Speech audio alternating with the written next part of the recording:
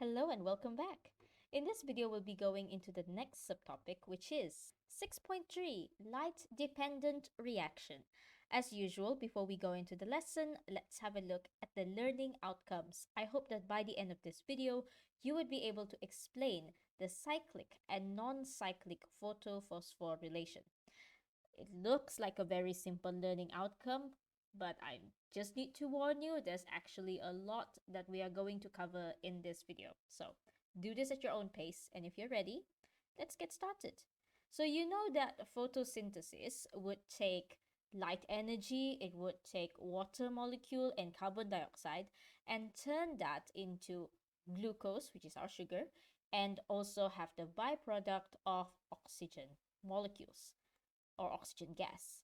So as you can see here, photosynthesis will be divided into two phases. The first is the light-dependent reaction, and the second is the light-independent reaction, sometimes called as the Calvin cycle. Now let's have a bit of a better look at these two reactions.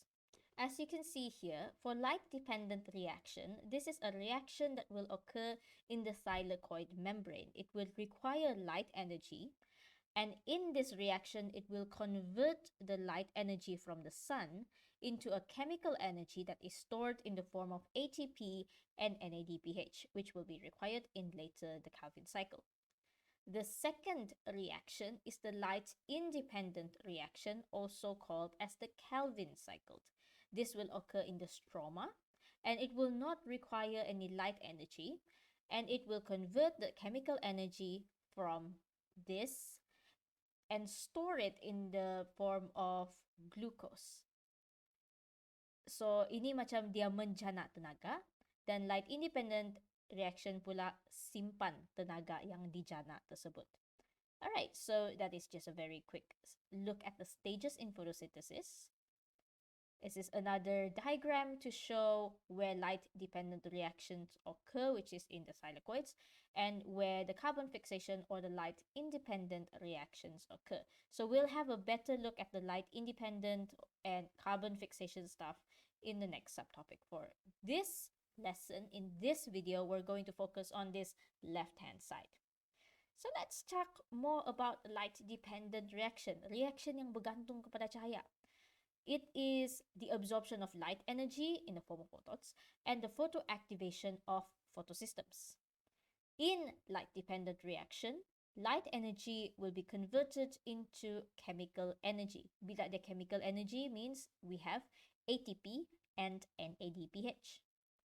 Light-dependent reaction will consist of non-cyclic photophosphorylation and cyclic photophosphorylation, and it will involve photosystems.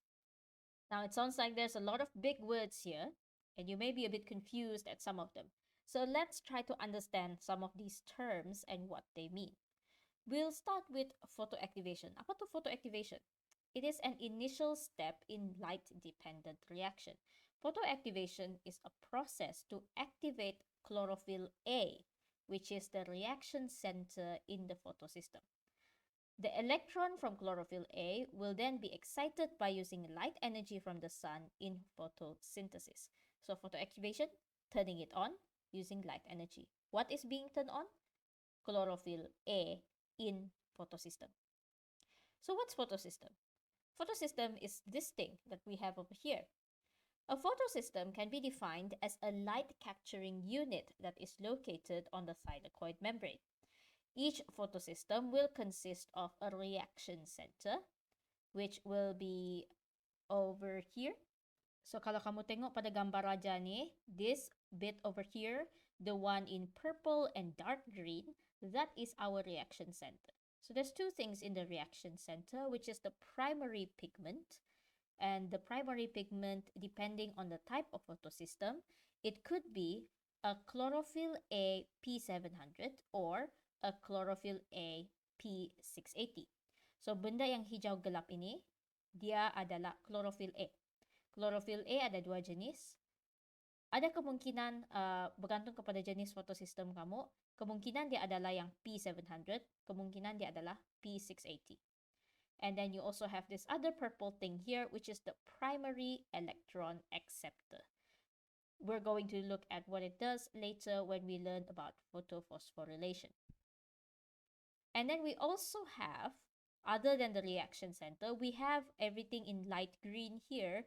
Those are the accessory pigments, also called the antenna pigments. So, pigment-pigment yang di sekeliling ini, nama dia accessory ataupun antenna pigment. And these accessory or antenna pigments are chlorophyll B or carotenoids.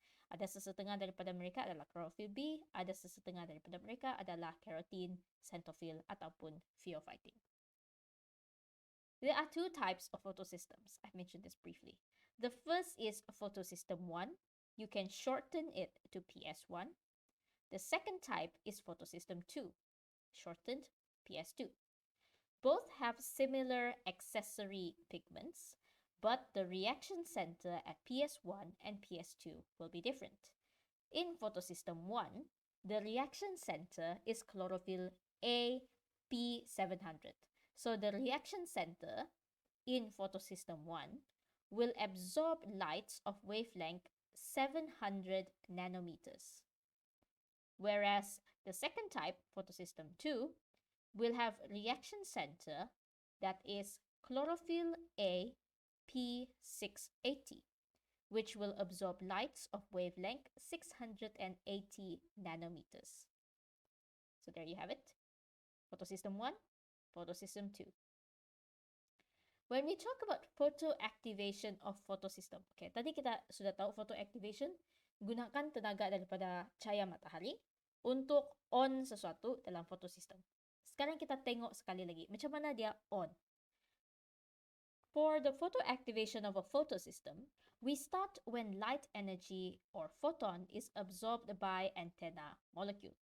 That energy will then be transferred to another antenna molecule and then transferred to reaction center. So cahaya masuk, diserap, dan dibawa sehingga dia sampai kepada reaction center. So macam dia dapat tenaga dari pas tenaga itu sampai kepada reaction center.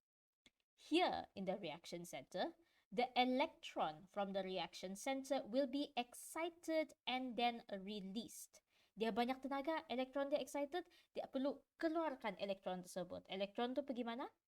Dia akan pergi kepada primary electron acceptor. That excited electron will be released and goes here to the primary electron acceptor. And this will create an electron deficiency in the photosystem.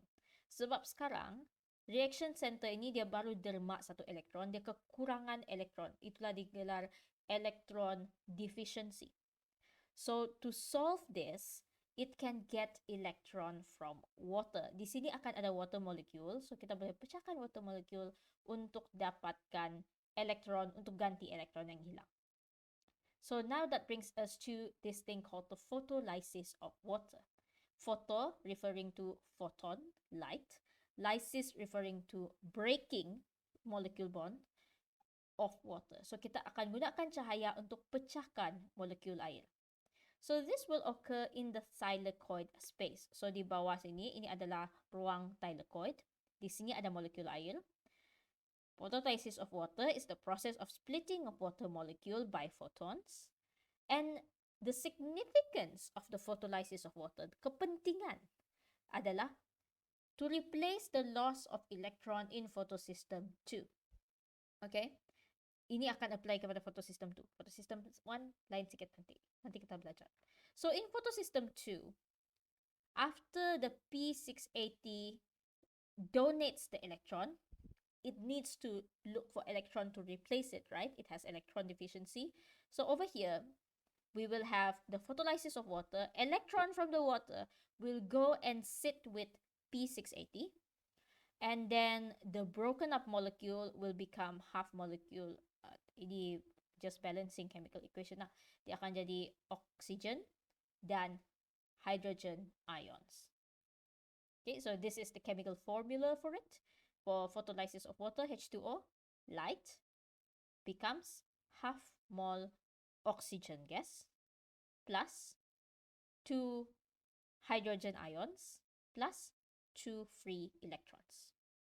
Perlu hafal Not really, but I hope from here you can understand what is photolysis of water. Okay, and then we go on to the next part, which is the more important bit. We talk about photophosphorylation. Photophosphorylation is a process to synthesize ATP by using energy from the sunlight to photoactivate reaction center. Gunakan cahaya, phosphorylate, making ATP. And also to excite electron of the reaction center through electron transport chain. So dalam sini pun ada menggunakan electron transport chain. There are two types of photophosphorylation that you will learn about in light-dependent reaction. The first is non-cyclic photophosphorylation, which involves non-cyclic electron flow, requires both PS1 and PS2.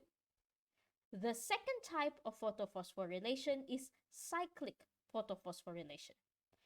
Cyclic photophosphorylation will involve cyclic electron flow and require only photosystem 1. Don't worry, we're going to look at each of these types of photophosphorylation one by one. Kita akan tengok satu demi satu. We will start with this first process of non-cyclic photophosphorylation. So, mungkin kamu perlu lukis diagram ini. Cuba conteng, ambil kertas kosong, cuba lukis balik diagram ni, dan cuba untuk ikut peraliran elektron dalam proses ini. Try to follow the flow, the movement of electrons in this process. Okay, now we'll be learning this process of non-cyclic photophosphorylation step by step.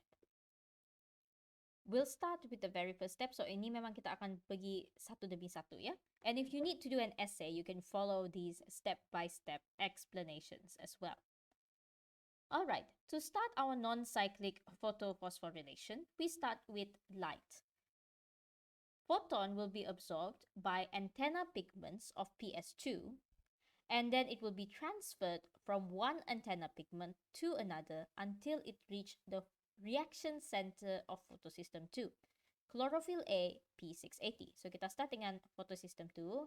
Okay, if you get lost, remember to refer back to this diagram. We start with photosystem 2. Light reaches antenna pigments. Light energy from antenna pigment is being transferred until it reaches the reaction center. So sampai reaction center dalam photosystem 2 adalah P680. So P680 or reaction center will undergo photoactivation. It will release photoexcited electrons to the primary electron acceptor and thus create electron deficiency in photosystem 2. So dia excited, dia bebaskan elektron kepada primary electron acceptor. Sekarang dia kekurangan elektron. Kekurangan elektron kita panggil dia electron deficiency. And at this point, we can also refer to this reaction center as P680+. Disebabkan dia kekurangan satu biji elektron, sekarang dia sudah menjadi positively charged. Kita boleh pendekkan nama dia kepada P680+. In the third step of non-cyclic, the electron is released and is replaced by splitting water into its component. This process is called photolysis of water. So, untuk ganti elektron yang kurang tadi, electron release is replaced by splitting water and then replacing the lost excited electron with electron from water molecule. And then we go into step number 4. Okay, P680, balik kepada P680, sudah dapat balik elektron dia. Sekarang kita tengok elektron yang dibebaskan tadi, dia pergi mana. The photoexcited electron reaches primary electron acceptor, and then each photoexcited electron are passed from the primary electron acceptor to the PS1 via electron transport chain. So daripada PS2 perlu pindah kepada sebelah sini adalah PS1. Dia akan dibawa kepada PS1 melalui electron transport chain. We call it electron transport chain because there is more than one molecule that's going to receive and then pass the electron. This electron transport chain will consist of plastoquinone, PQ, cytochrome complex, and plastocyanin, shortened to PC. Secara ringkasnya, sekali lagi, dalam step number 4, elektron tadi daripada primary acceptor dipas kepada plastoquinone. Plastoquinone ambil elektron tersebut, dia pas kepada cytochrome complex. Cytochrome complex ambil elektron tersebut, dia pas kepada plastocyanin. Plastocyanin terima elektron, lepas tu dia akan pas kepada PS1. So this transfer of electrons through the electron transport chain will release energy that is used to form ATP from ADP and phosphate group. Kenapa kita penting untuk cakap dia melalui electron transport chain? Sebab sambil elektron itu dibawa-bawa di tukar tangan, okay, while it's being passed, energy from that photoexcited electron will be used for forming ATP. So dalam electron transport chain ni kita akan hasilkan ATP daripada ADP dan phosphate group. Step number 6. As the electrons pass through the cytochrome complex, the pumping of proton builds a proton gradient that is subsequently used in chemiosmosis. So step number 6 ini jelaskan macam mana kita gunakan elektron tersebut untuk menghasilkan ATP. Iaitu, bila kita pas-pas elektron, ada proton yang akan dibawa kepada belah sini dan itu akan menyebabkan terbentuknya proton gradient. Ada proton gradient means we can do chemiosmosis. So we can use ATP synthase to do chemiosmosis, and that produces ATP. So it's quite similar to the electron transport chain and chemiosmosis that we learned about in the previous chapter. Very similar concept is happening here in the thylakoid membrane. Also, at the same time, the photon, the light energy, will be absorbed by antenna pigments of PS1, and then energy from sun to antenna pigment will be transferred to another antenna pigment until it reaches the reaction center P700. Okay?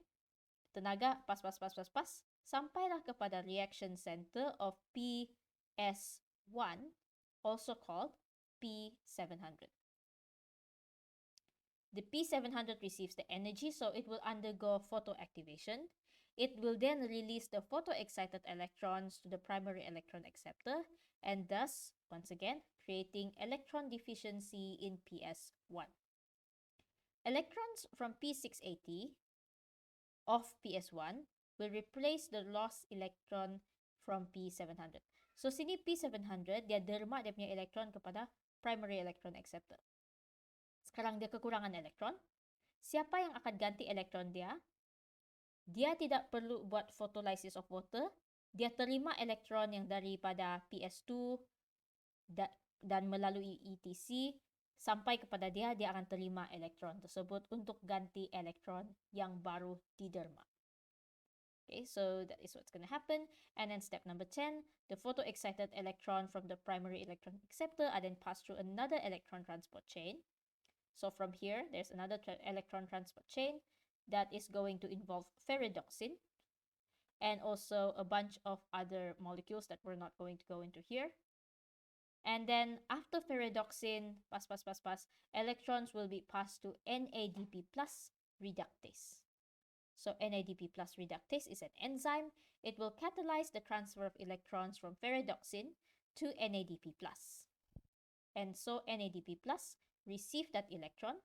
It will be reduced from NADP plus. It becomes NADPH. The equation for this part is NADP plus 2H plus 2 electrons becomes NADPH. So, long story short, the products of non-cyclic photophosphorylation will be ATP, NADPH, and also oxygen molecules. Once again, products of non-cyclic photophosphorylation of light-dependent reaction will produce ATP, NADPH, and oxygen. ATP and NADPH will be used later in the light-independent reaction, also called as the Kelvin cycle. Whereas oxygen will be released to the atmosphere. So that's pretty much it for non-cyclic photophosphorylation. And you can go back to this diagram once again to look at the movement of electrons here. So kamu boleh nampak this pergerakan elektron start dengan P680, passing sampailah orang terakhir yang terima elektron adalah NADP+. So in this non-cyclic photophosphorylation, we can also try to simplify it in this diagram. We start with photon, electrons getting excited, from PS2 pass through electron transport chain, ATP generated here. It will be given to photosystem 1. From photosystem 1, the excited electron will be received by NADPH. Okay, ini adalah gambar aja yang membawa maksud yang sama, cuma lukisan dan layout dia berbeza sedikit. So it's explaining the same concept that I explained step by step earlier about non-cyclic photophosphorylation, just that the diagram here is slightly different. Okay, so there's many ways to draw photosystems, and this is one of the ways that you can draw and explain light-dependent reaction, non-cyclic photophosphorylation. Okay, so ini adalah gambar raja untuk tunjukkan macam mana susunannya dalam thylakoid membrane. So this is how it would look on the thylakoid membrane. You have the photosystem 2 over here. You have the electron transport chain that is made up of plastoquinone, cytochrome complex, and plastocyanin. And over here you have photosystem 1. And over here you have ferredoxin and NADP plus reductase, which is N enzyme. Bila electron transport chain passing electron, dia akan menjana proton motif gradient. It's going to create a proton motif gradient here. There will be lots and lots of protons in the thylakoid space. Okay, so bahagian yang hijau sini akan ada banyak proton. Very high concentration of protons. It's going to pass through this enzyme over here called the ATP synthase, because it wants to get out. So when it wants to get out, it has to go through this protein, and then that protein will generate ATP. This ATP synthase is the same ATP synthase that we learn about in chapter 5, cellular respiration. So the takeaway from here, from this diagram, is this is how it would look like on the thylakoid membrane, and the products, which is NADPH and ATP, will be used later in the Calvin cycle. If you have any problems with this diagram, any parts that you don't quite understand, please feel free to ask me in your spare time through any of the means of communication I have for you. Okay, do take a quick break. After you're done with your break, come back and play this video again. And we will learn in the second process, which is the cyclic photophosphorylation of light-dependent reaction. Dalam cyclic photophosphorylation, kita terus kepada photosystem 1. Sebab cyclic photophosphorylation, kita akan fokus kepada bahagian ini sahaja dalam light-dependent reaction. Just these guys. So, photosystem 1, primary electron acceptor, ferredoxin, cytochrome complex, plastocyanin, and ATP. This is all we're going to focus on. Okay, let's have a look at that step 1. Photon is absorbed by antenna pigments of photosystem 1. Photon is transferred from one antenna pigment onto another until it reaches the reaction center of photosystem 1, which is P700. So, light energy reaches reaction center. Reaction center, which is chlorophyll A P700, will undergo photoactivation. It releases the photoexcited electrons to the primary electron acceptor. So, dia banyak tenaga, dia keluarkan, dia derma elektron dia kepada primary electron acceptor. So, thus it generates electron deficiency in PS1. So, di sini P700 sudah menjadi P700+. Di sini kekurangan elektron.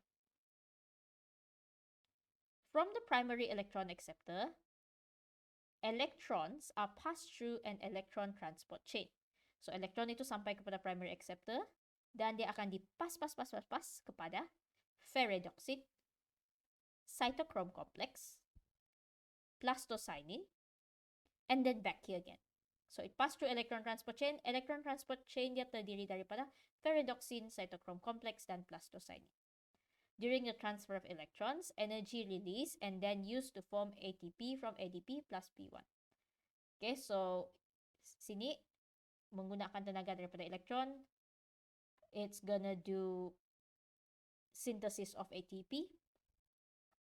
And then when the electron reaches here from plastocyanin, electron will return back to P700.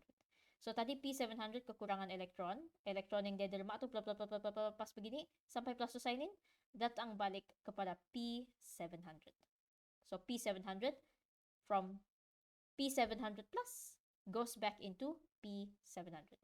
The product of cyclic photophosphorylation is only ATP. ATP will be used later in the Calvin cycle. So, kita nampak yang cyclic dengan non-cyclic photophosphorylation ni, dia akan gunakan photosystem yang sama, dia berlaku di tempat yang sama, tapi adakah dia akan berlaku pada masa yang sama? Won't it get very confusing? Does it occur at the same time or does it take turns?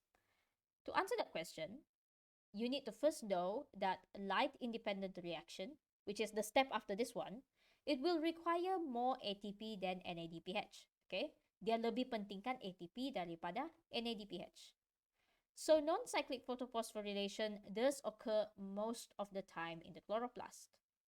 Therefore, what's going to happen is it will temporarily switch to cyclic photophosphorylation to produce more ATP when it needs more ATP, until the amount of ATP is adequate for the Calvin cycle, and then it will switch back to non-cyclic photophosphorylation.